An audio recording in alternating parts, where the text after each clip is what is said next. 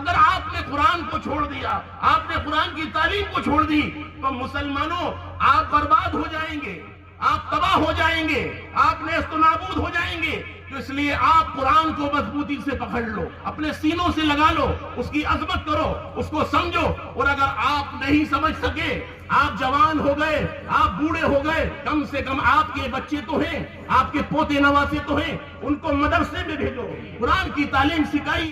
مسلمانوں، آپ کو یہ بتانا چاہتا ہوں، جب اس ملک سے مسلمانوں کی حکومت گئی تو ہمارے آباء اور اجداد نے یہ فیصلہ کیا کہ ایمان کو بچانا ہے۔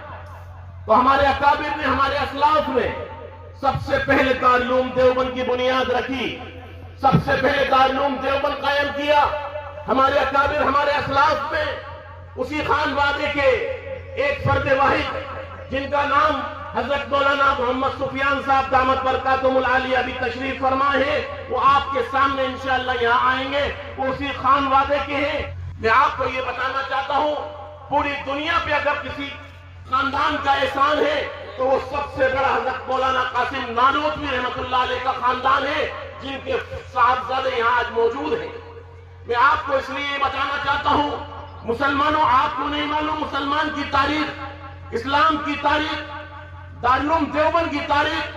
آج دنیا کے اندر کسی بھی جگہ چلے جائیں، کسی بھی علاقے میں چلے جائیں، کسی بستی میں چلے جائیں، آپ کو وہاں کے پڑھنے والے، وہاں کے شاگرد، استادوں کے استاد جو ان کا تعلق ہوگا وہ دارالعلوم دیوبند سے ہوگا۔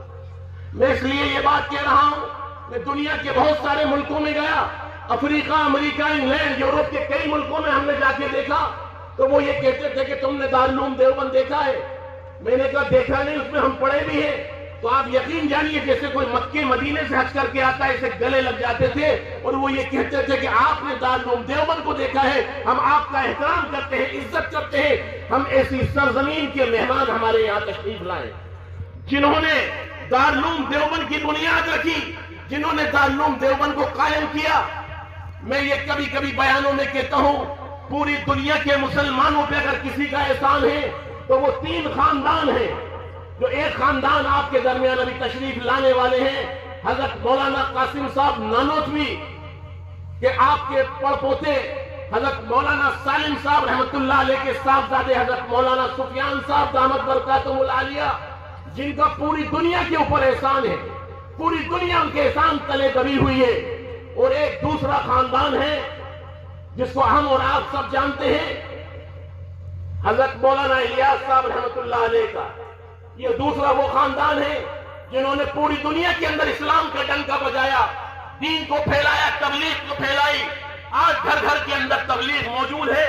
یہ وہ دوسرا خاندان ہے جس کے پوری دنیا کے اوپر احسانات ہیں۔ اور ایک تیسرا خاندان آپ اور ہم سب جانتے ہیں، حسین احمد مدنی رحمت اللہ علیہ کا خاندان، جن کے فرزند حضرت مولانا سید ارشد مدنی صاحب ہیں، جو ہندوستان کے جمعیت علماء کے صدر محترم ہیں۔